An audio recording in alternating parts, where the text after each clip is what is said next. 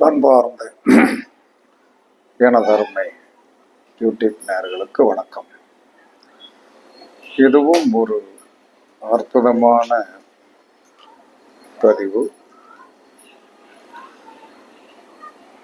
வீடு, வாகனம், அனைத்து விதமான சுகபோகங்கள் அமைவதற்கு நாம் அதிகமாக எந்த கட்டத்தை பார்க்க வேண்டும் என்று சொல்லக்கூடிய ஒரு வண்டி, வாகனம், வீடு, லக்ஸுரிஸான கார், சுகபோகமான படுக்கை அறை, சந்தோஷம், எல்லாத்துக்குமே காரகத்துவம் உடையது 4ஆம் பாவம். இந்த 4ஆம் பாவம் என்று சுகஸ்தானம். சுகஸ்தானம் என்று சொன்னால் மனிதனுடைய சுகஸ்தானமும் இது சுகமும் சேர்ந்துதான் இருக்கிறது. அப்பேற்பட்ட சுகஸ்தானத்தை நாம் எப்படி நம்ம ஜாதகத்தில் இருந்தால் அந்த ஜாதகம் என்ன சொல்றான்னா இயங்கும் அப்படிங்கிற ஒரு ரகசியம் இருக்கு. அப்படி என்ன ரகசியம் இருக்குன்னு எல்லாமே ஜோதிடத்தில் நல்ல அற்புதமான நம்ம படிச்சிருந்தோம்னா நிறைய புரியும். கிராமத்துல அடிக்கடி சொல்லுவாங்க, ஒரு வீடுகிட்ட, ஆமா மைசூர் ராஜா பேலஸாக்கும் பெரிய இதாக்குன்ட்டு வீடு கட்டிட்டார் அப்படின்னு கிண்டலாக்கணும். ஏன் அந்த மைசூர் ராஜா அரண்மனையை பற்றி பேச்சு வருகிறது? மைசூர் ராஜா என்பது நம்ம கர்நாடக மாநிலத்தில் எல்லாமே அந்த காலத்தில் சிறு வயதில் டூர் போகும்போது கூட்டு போவோம். மைசூர் பேலஸ் எல்லாம் பார்த்துருக்கோம். இப்போதைக்கு அது சந்தர்ப்பத்தில் சின்ன வயசில் பார்த்தது, அதுக்கு மேலே மறந்து போச்சு. அப்போ எல்லா மனிதனுமே இயற்கையின் படைப்பால் யோகத்தோடு பிறக்க வேண்டும். அந்த யோகம் எப்படி இருக்க வேண்டும் என்று சொன்னால் 4ஆம் இடத்திற்குண்டான கிரகம் வலிமையாக இருக்கும். 4ஆம் இடத்திற்குண்டான கிரகம் நம்மளுடைய லக்கணத்திற்கு 6, 8, 12 மறையக்கூடாது. மறைந்தால் வீடு, வாகனம், வண்டிகளில் நமக்கு பிரச்சனை வரும், விபத்துக்களை சந்திப்போம். அப்ப இதுக்கு என்ன கணக்கு? ஒரு ஜாதகத்தில் ஒருத்தர் வீடு கட்டிட்டானான்னு எப்படி கண்டுபிடிப்பீங்க? சும்மா ஏதோ ஒரு கணக்கு போட்டு ஏதோ ஒரு குருட்டாம்பாக்கில் என்ன சொல்ல நம்ம கேட்கக்கூடாது. அதற்கு ஒரு எவிடன்ஸ் அண்ட் சப்போர்ட். 4ஆம் பாவத்தை லக்கணமாக வையுங்கள். 4ஆம் பாவத்தை லக்கணமாக வைக்கணும். எல்லாரும் அதில் கிரகம் இருக்கு இல்லை, அது எம்டியா கிடக்கு, அதை பற்றிலாம் கவலையெல்லாம் படாதீங்க. 4ஆம் பாவத்தை லக்கணமாக வைத்து அதற்கு 6, அதற்கு 8, அதற்கு 12 சுபகிரகம் இருந்தால் அவன் வீடு சீக்கிரமாக கட்டி விடுவான். அந்த வீடு சுகபோகமான வீடாக இருக்கும். அவனுக்கு வசதி எல்லாமே அதுக்குள்ள இருக்கும், வச்சிருப்பான். இது இல்லை, அங்க இல்லை, அப்படி இல்லை, இப்படி இல்லைன்னு சொல்றதுக்கு வாய்ப்பே இருக்காது. அப்ப 4ஆம் பாவத்தை லக்கணமாக போடுங்க.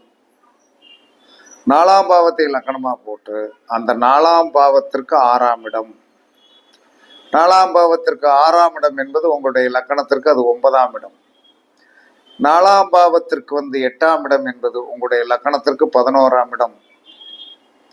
4ஆம் பாவத்திற்கு 12ஆம் இடம் என்பது உங்களுடைய லக்கணத்திற்கு 3ஆம் இடம். இவ்வளவுதான். இதில் சுபகிரகங்கள் இருக்கிறதா? சுபகிரகங்களுடைய பார்வைகள் இருக்கிறதா? சுபகிரகம் என்ன? யாரு? குரு, சுக்கிரன், புதன். இந்த 3 தான். வளர்விரை சந்திரனை எடுத்துக்கொள்ளலாம், தேய்விரை சந்திரன் ஆகாது. அப்படி பார்வை இருக்கணும், அல்லது அங்க சுபகிரகங்கள் இருக்கணும். இது பாயிண்ட். இப்ப புரிஞ்சுடுச்சா? 4ஆம் இடத்தை லக்கணமாக வைத்து 4ஆம் இடத்திற்கு 6ஆம் இடத்தில், 8ஆம் இடத்தில், 12ஆம் இடத்தில் சுபகிரகங்கள் பார்வை இருக்க வேண்டும். அல்லது 4ஆம் இடத்திற்கு 6, 8, 12 சுபர் வீடாக இருந்து அந்த திசை வர வேண்டும். 4ஆம் வீட்டுக்கு 6, 8, 12 கூடியவர்கள் சுபர் வீடாக இருந்து அந்த திசையோ புத்தியோ வந்தால் இவன் வீடு கட்டிய ஆவான். அந்த வீடு சுகமாக இருக்கும். இதற்கு என்ன யோகம் என்று பெயர் தெரியுமா? சமந்தா கேக யோகம். சமந்தா கேக யோகம், சமந்தா கேக யோகம். இந்த யோகம்தான் மைசூர் மகாராஜாவுடைய ஜாதகத்துல அவருடைய 4ஆம் இடத்திற்கு 6, 8, 12 சுபகிரகம் இருந்ததனால் அந்த வார்த்தைகள் என்ன சொன்னா, மைசூர் மகாராஜா பேலஸாக்கும் கட்டிட்டானாக்கும் அப்படிங்கிற ஒரு வார்த்தை வந்தது. இதுதான் உண்மை. அப்ப எல்லாரும் இன்னும் சில நேரங்களில் வாடகை வீட்டிலே இருப்பதற்கு காரணம் என்ன?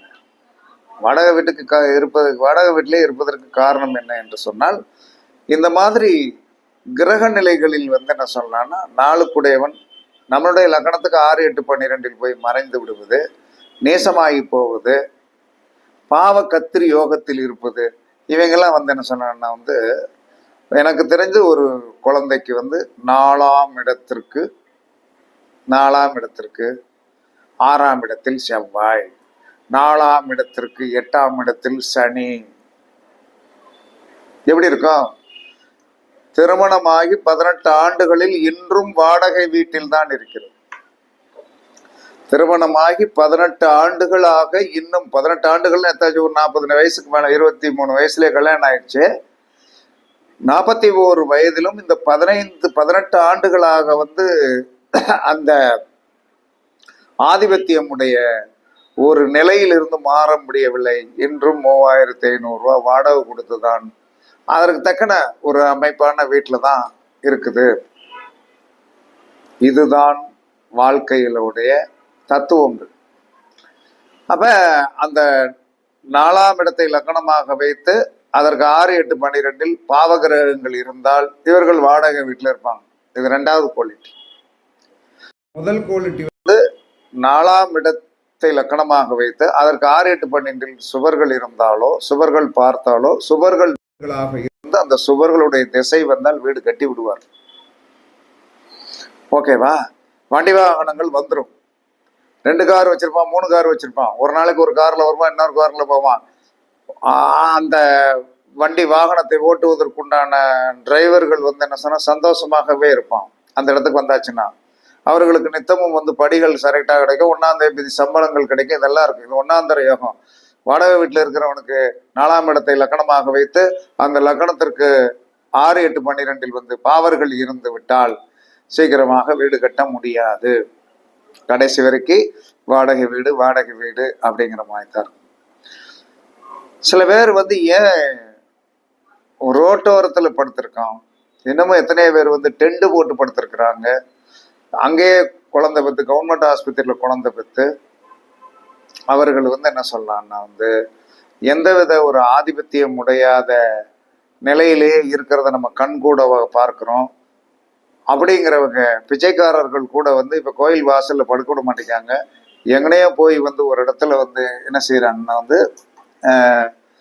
ஒரு சின்ன வாடகை வீட்டுல படுத்திருந்து எந்திரிச்சு வந்திருக்கிறார்களே, இவர்களுடைய நிலை என்ன?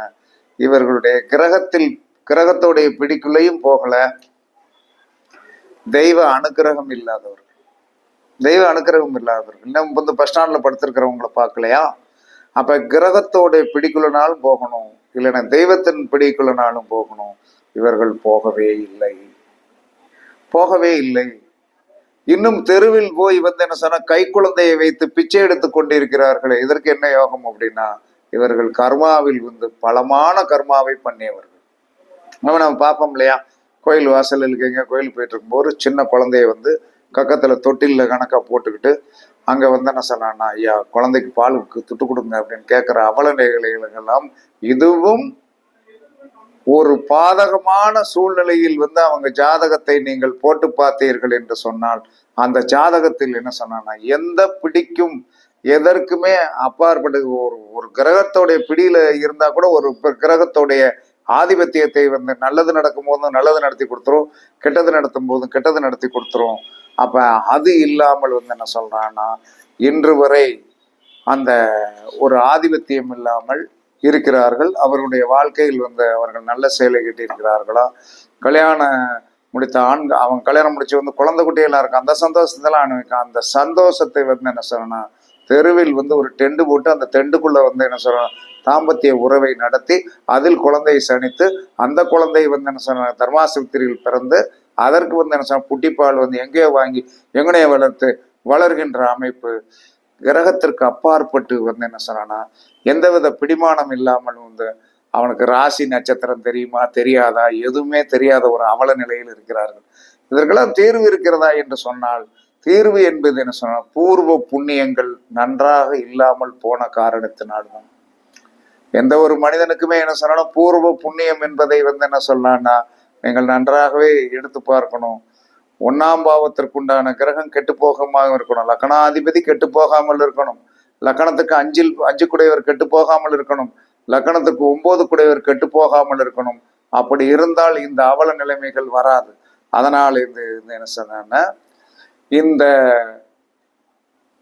4ஆம் இடத்திற்கு 6, 8, 12 வந்து சமந்தகேக யோகம் சமந்தகேக யோகம் என்று சொல்லக்கூடிய சுவர்கள் இருப்பதோ அல்லது சுவர்கள் வீடாக இருப்பதோ அல்லது அந்த இடத்தை சுவர்கள் பார்த்த இடமாக இருப்பதோ பெரிய யோகமானது. அவர்கள் வண்டி வாகனம் வசதி பெரிய பெரிய கார்கள் பெரிய பெரிய படைசூழ போறவங்களுக்கெல்லாம் அந்த யோகங்கள் வந்து கண்டிப்பாக இருக்கும்.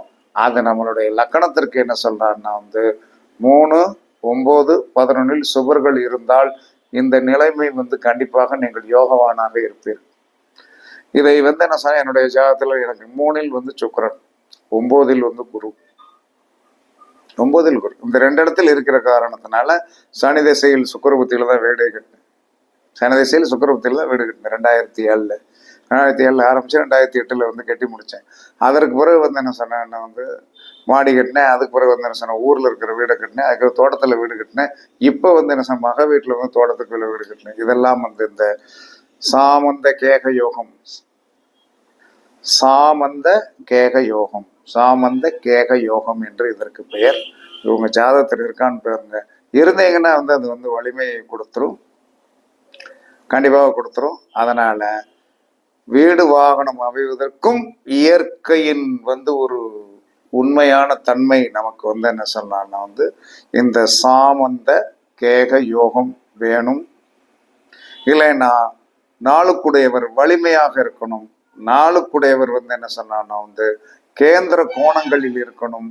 அந்த திசைகளோ புத்திகளோ வரும்போது கண்டிப்பாக நீங்கள் வீடை கட்டி விடுவீர்கள் என்று சாஸ்திரம் சொல்கிறது. அதனால இது வந்து ஒரு யோக அமைப்பு. அதனால இந்த சாமந்த கேக யோகம் உங்களுக்கு இருக்கிறதா என்று பாருங்கள். இருந்தால் சரி, இல்லை ஒரு பையனுக்கே இல்லை, அதே மாதிரி அவனை கல்யாணம் முடிக்க போற பொண்ணுக்கு இருக்கான்னு பார்த்து நினைச்சிருங்க, வீடு கட்டிடுவான்ல வந்து வீடு கட்டிடுவான். சரி, ஒரு பொண்ணுக்கு இல்லை, அந்த மாதிரி ஒரு யோகம் வந்து என்ன சொன்ன, இதை எதுக்கு நம்ம கோடிட்டு கேட்கணும்? இந்த உலகத்தில் வந்து என்ன சொன்னா ஒரு திருமணம் என்று நடந்த பிறகுதான் வீடு கட்டணும் என்னை பொறுத்தளவுல. அதுதான் நல்லது. மகாலட்சுமி வீட்டுக்கு வந்த பிறகுதான் அவளுடைய நட்சத்திரத்திற்கு தான் தாராவளம் பார்த்து பால் காய்ச்சணும். அப்ப அந்த யோகங்கள் நம்மளுடைய குழந்தைகளுடைய ஜாதகத்தில் இந்த மாதிரி இருக்கிறதா? இல்லை என்று சொன்னால் அந்த மாதிரி வந்து யோகமுள்ள ஆண்களையோ பெண்களையோ இணைக்கும் போது உங்களுடைய வாழ்க்கையில் வந்து என்ன சொன்னா நீங்கள் பெரிய மாற்றத்தை வந்து கண்டிப்பாக சிறு வயதிலேயே. எப்பயுமே வீடு கட்டுறது 40 to 45 தான் கட்டணும், அதான் நல்லது. 45க்கு மேல 55 வயதுக்குள்ள வந்து குழந்தைகளுடைய படிப்பு முடிச்சு 55லிருந்து 65க்குள்ள குழந்தைகளுக்கு கல்யாணம் முடிச்சு பேரம்பேத்தியை பார்ப்பதுதான் வாழ்க்கையுடைய ஒரு சுகமான அமைப்பு என்பது நான் கண்ட உண்மை. அதற்கடுத்து இந்த சாமந்த கேக யோகத்தை பற்றி நான் சொல்லிவிட்டேன். உங்களுடைய ஜாதகத்தில் இது இருக்கிறதா என்று பார்த்து நீங்கள் அதை அமைத்து கொள்ளுங்கள். இல்லை என்று சொன்னால் அந்த சாமந்த கேக யோகம் இருக்கின்ற நண்பர்கள் நண்பிகளை நீங்கள் வந்து உறவுகளாகவோ அண்ணனாகவோ தங்கச்சியாகவோ அக்காவாகவோ தம்பியாகவோ நீங்கள் அவர்களை உங்களுடைய நட்பு ரீதியாக பயன்படுத்தி அவர்களுக்கு உணவு கொடுப்பதனாலும் அவர்களுக்கு ஒரு நல்லது கிட்டத்தில் நீங்கள் கலந்து கொண்டு ஒரு அலாவலாவதனாலையும் உங்களுக்கு அந்த யோகத்தை பிறரால் கொடுக்க முடியும். இது சாஸ்திர உண்மை. ஒரு மனிதன் இந்த உலகத்தில் பிறக்கப்பட்ட அத்தனை மனிதனுங்களுமே ஒருவனுக்கு ஒருத்தருக்கு உதவிகரமாக இருக்கிறார்கள் என்று சொன்னால் ஏதோ ஒரு விதத்தில் ஒரு பந்தம் இருந்தால்தான் உதவிகரமாக இருப்பார்கள். இந்த சாமந்த கேக யோகம் இருக்கின்றவர்களை உங்களுடைய ஜாதகத்திலே இப்ப எனக்கு 3ல குரு 9ல குரு 3ல சுக்கிரன் 9ல இருக்கிறதுனால இருக்குது. எவன் வீடு கட்ட வந்தாலும் என்ன சொன்னா சரி பண்ணிடுவான் அப்படின்னு சொல்லிட்டு வந்து என்ன சொன்னான்னா அது கரெக்ட் சில விஷயங்களை செஞ்சு கொடுப்பேன். வீடு கட்டி பால் காய்ச்சிடும். என்ன பால் காய்ச்சறதுக்கு மட்டும் வந்து பத்திரிக்கை வைக்க மாட்டான். மறந்துட்டேன் சார் அப்படிமா. கல்யாணத்துக்கெல்லாம் முடிச்சு கொடுத்துருப்போம். சார் மறந்துட்டேன் சார் அறிவுரையிலேம்மா. நல்ல வேலை என்ன நான் உனக்கு இடத்துக்கு வந்து காருக்கு டீசல் போட்டு எல்லாம் போட்டு உனக்கு 500 1000 செஞ்சு வேஸ்ட் அன்னைக்கு ஒரு நாளை வெளுக்க நீ கொடுக்கவே வேண்டாம் அப்படின்றேன். காரணம் தேவையில்லை. நன்மை நடக்கட்டும். நாம போய் நின்னா தான் அங்கிருந்து இருக்கணும் அப்படிங்கிற அவசியம் இல்லை. சாமந்த கேக யோகம் என்பது ஒரு சிறப்பான யோகம். இது மைசூர் மகாராஜாவுக்கு இருந்ததாக சரித்திரம் சொல்கிறது. உங்களுக்கு இருந்தால் நீங்களும் வந்து யோகசாலியே என்று கூறி உங்களிடமிருந்து விடைபெறுவது சிப்பி பாறை ஜோதிடரசு ஆதி ராகவன் ஜெயபாலாஜி.